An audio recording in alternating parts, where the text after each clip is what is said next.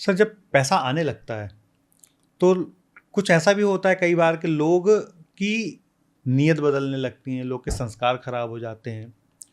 तो कैसे पैसे आने के बाद भी उस समझ को बना के रखा जाए कि हम अध्यात्म के प्रति डिवोटेड भी हो जाएं। और मैं तो इस फेवर में भी हूँ कि जब हमने पैसा कमाया तो बहुत धार्मिक काम करें जिससे हमारे धर्म के बारे में, हमारे संस्कारों के बारे में लोगों को पता चले।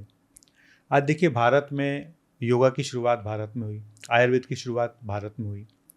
हम गर्व तो बड़ा करते हैं कि इन सब के हम जनक हैं, पर स्वामी रामदेव जी के पहले तो मैं बहुत कम लोगों को जानता था जो योग के बारे में भी जानते थे। ट्रू। तो ये समझ कहाँ से आया कि पैसा भी कमाएं और पैसा कमाने के बाद उसको हम अपने खुद के संस्कारों में लगाएं और लोगों को डेवलप करें। जैसे आज आप में वो समझ आई, आज आप बहुत सारे प्रोग्राम ऐसे कर रहे हो जो आप खुद बोलते हो कि जो तुम्हारी मर्जी हो वो पे करके जाओ जी।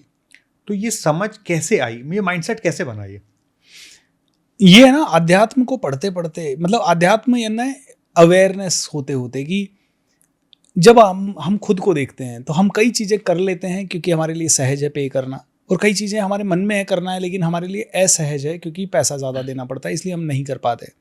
जब हम अपने आप को देखते हैं तो कई बार मन मारते हैं। कई बार जब मैं स्टेज पे खड़ा होता हूँ तो मुझे देखता है यार, या लोग करना चाहते हैं लेकिन एक इनके और मेरे बीच में ना, इनकी ग्रोथ और मेरी ट्रेनिंग के बीच में सिर्फ थोड़ा सा एक चीज़ खड़ा है, पैसा। जब मैं ये कांटे को निकाल दूं तो शायद इसका तो उधार हो जाएगा, मेरे को कम या ज़्यादा मिल सकता है। लेकिन मैंने हमेशा ये देखा, when you support the world selflessly the whole universe supports you endlessly.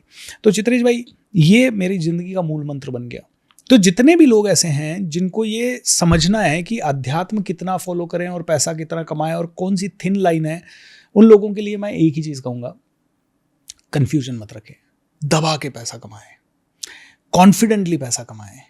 बस इतना ही है, उस पैसे को उन्नत कामों में लगाते जाएं। क्योंकि देखिए, एक हॉस्पिटल वाला भी पैसा कमाता है और एक दारू बेचने वाला भी पैसा कमाता है। अब क्या आपके अंदर इतना सा कॉमन सेंस नहीं है कि आपको क्या करना चाहिए? एक स्कूल बनाने वाला भी पैसा कमाता है और एक आदमी जो मिठाई बेच रहा है और मिठाई के मावे में नकली मावा बना रहा है, वो भी पैसा कमा रहा है। क्या आप में इतनी सी समझ नहीं है कि कौन सा बिजनेस करें? अगर मिठाई बनानी है तो नकली मावा क्यों, असली मावा बनाते हैं और लोगों को महंगी बेचो, महंगा बेचते हैं, कोई दिक्कत नहीं है। लेकिन हमारे हो सकता है महंगा कम बिके, लेकिन कम भी बिका तो आपको तो सेटिस्फैक्शन है ना कि मैंने तो असली मावा खिलाया जो बच्चे को खिला सकता हूँ मेरे। तो आई थिंक अध्यात्म बहुत ही सरल चीज़ है। अध्यात्म कहीं नहीं कहता कि आप पैसे मत कमाओ। ये मेरी पर्सनल चॉइस है कि मैं कितना पैसा लूँ और कितना ना लूँ। मैंने एक प्रोग्राम का 5 लाख भी लिया है, एक दिन के प्रोग्राम का 40,000 भी इंडिविजुअल से लिया है, और मैंने कभी ये भी बोला है कि मर्जी है तो दे, नहीं है मर्जी तो मत दे। ये मेरी पर्सनल चॉइस है। अध्यात्म मुझे कभी नहीं रोकता कि पैसा नहीं कमाऊं।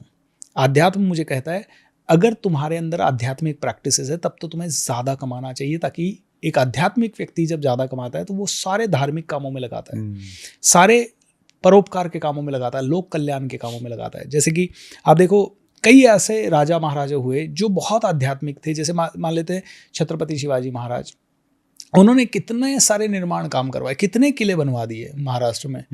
महाराष्ट्र को एक अभेद गढ़ बना दिया, धीरे धीरे मुगलों को भगा दिया, कई सारी चीज़ें की। अगर हम बात करते हैं झांसी की रानी लक्ष्मीबाई की, तो उन्होंने कितना बड़ा एक क्रांति का बिगुल बजाया, जिसके कारण बाद में अंग्रेज़ों को भारत छोड़ना पड़ा।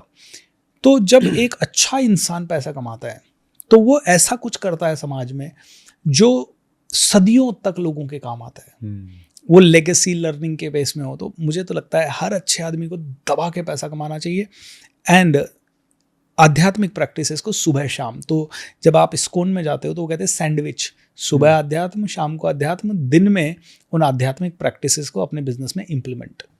तो सुबह पूजा कर लो, भगवान का नाम ले लो, शाम का भगवान का नाम ले लो, और दिन भर जो काम कर रहे हो वो कर्म ही पूजा है। गीता का ज्ञान अपना लो, तो अपने कर्म को शिद्दत से कर लो। यही स्पिरिचुअलिटी है। बहुत बढ़िया।